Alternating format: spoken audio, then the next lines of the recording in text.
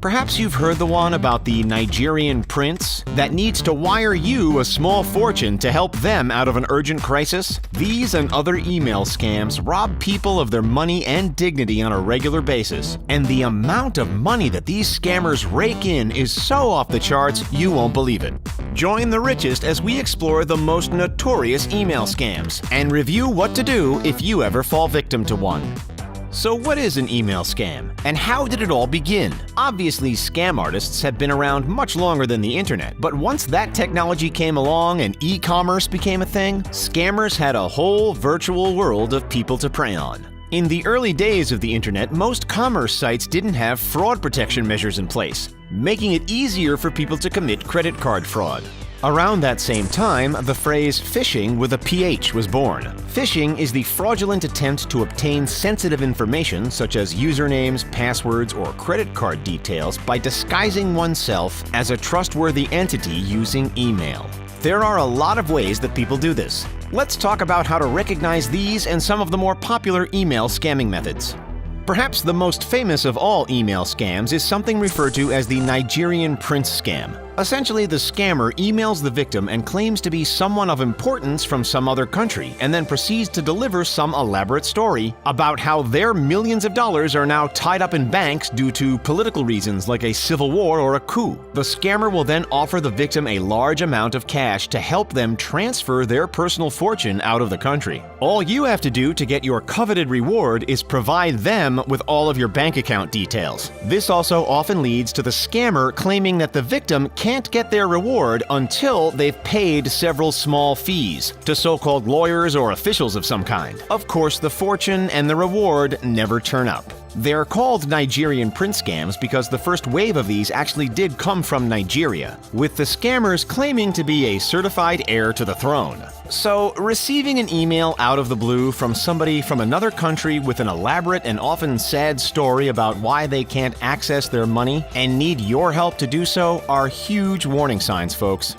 Another method used by these internet criminals is the employee phishing scam. The perpetrators find a way to hack into company emails and send what appear to be official messages to all company employees. However, the email will almost always contain a malicious link that leads the victim to a fake login page resembling a real website. Those who are fooled provide the scammer with sensitive information like login credentials and other personal information. These types of scams can pose a significant threat for both the individual and entire organizations. The scammers will also very often try to create a false sense of urgency to help their success rate. Act now or your personal accounts will be at risk. Little does the victim know that by acting without thinking, they're taking their personal accounts from completely safe to actually at risk with one click. Show of hands, how many of you out there remember when email greeting cards were incredibly popular? Give this video a quick like if you do. It's true, in the early days of email, sending a virtual card for any occasion, a birthday, Easter, Valentine's Day, or what have you, was all the rage. Many of these services are still in use today. As you may have already guessed, the virtual greeting card is yet another method used by ill-natured scammers in order to inject malware and harvest a user's most valuable data. If you open this email and click on the card, you will likely wind up with a malicious software that will be downloaded and installed into your computer's operating system. Yikes! Now, it may just wind up being annoying adware filling your screen with pop-ups, but you just may also be inviting the criminals to siphon all of your private data and financial information into a fraudulent server controlled by the IT criminals. Ouch! In other words, be wary of unexpected email greeting cards, treat them with caution, and always make sure your computer is using a security program to ward off this type of danger. Moving right along, many folks rely on bank loans for things like starting a business or buying a home or a car. Watch out though, because this is another opportunity for you to be taken advantage of by those evil IT criminals. Once again, the scam artists may even use an official-looking logo in their emails, but this time they're claiming that a bank has pre-approved you for a hefty loan. Believe it or not, a large number of people lose money by paying the so-called mandatory processing fees required by the scammers. There are some easy ways to recognize this type of scam. The fake moneylender will often appear aggressive.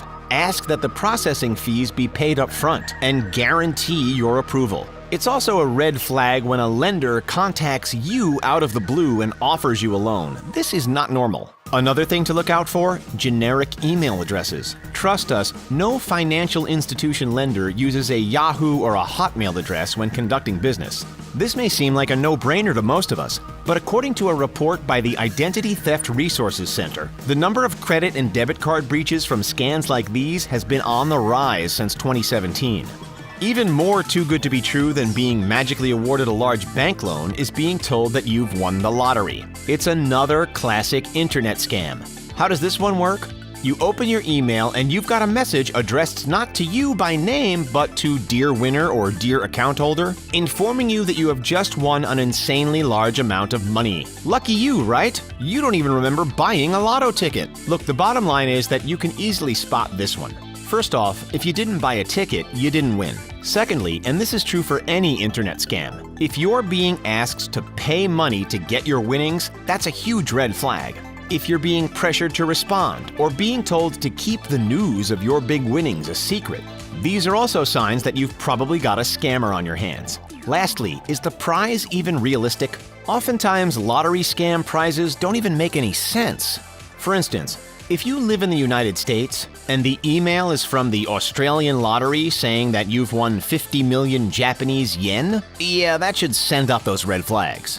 Okay, so we keep mentioning how scammers use real-looking logos and company names, remember? These can be filed under what's known as an imitation scam. Let's talk a little bit more about those for a moment. A sinister way to fool consumers, scammers often pose as legitimate companies and send emails with urgent messages, warning the consumer that their account is under security breach unless they act fast. Little does the unsuspecting consumer realize that their account actually is in danger, but from the scammer, not from the company. Listen guys, legitimate companies simply do not send security center advisories via email. That alone is enough to tell you that it's fake. Take a moment to look for the signs. Do the websites match up to the ones that you normally use or ones that you can find through a quick Google search? If not, they're likely fake. Whatever you do, never click on a link sent from an unsolicited email. Doing so, once again, makes you vulnerable to malware. Next up, here's one that happens not only through email, but also social media and phone apps. It's called the online dating scam, or the romance scam. Yup, cyber criminals will even stoop so low as to prey on those looking for romance. Hundreds of women and men all over the globe are victims to this kind of scam. The victims are tricked into clearing out their bank accounts for the sake of their phony romantic interests. According to the Wall Street Journal, in 2017, upwards of 15,000 victims lost close to $210 million to romance scams. Over in the United Kingdom, the London Metropolitan Police Department's special cybercrime and fraud detectives, they want you to know, quote, "Victims of this fraud must understand that they are not foolish and that they are not alone. The reality is that the fraudsters are extremely manipulative and go to great lengths to convince their victims that they are in love and desperately in need of their financial assistance." End quote. It's best to report this type of crime to your local police department. Our last featured scam is actually quite frightening. Labeled the Hitman Scam, these cases involve cybercriminals sending you emails threatening to extort money. This type of online scam comes in various forms, such as the one where the sender actually threatens to kidnap the victim's family for a ransom.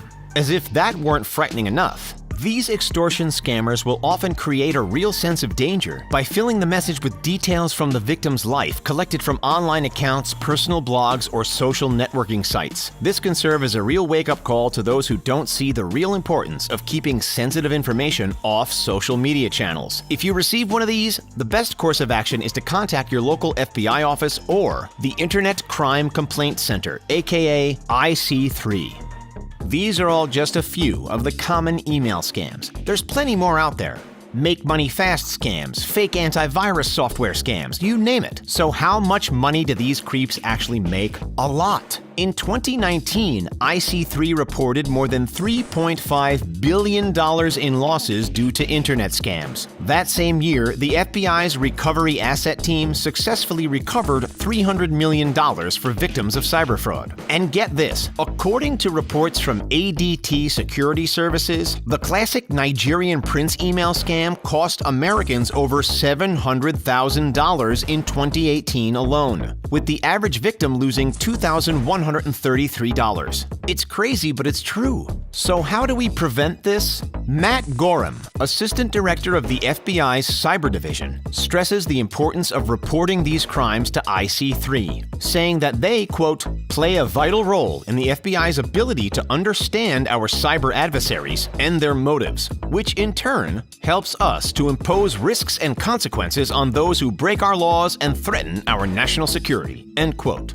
So remember, keep sensitive information private.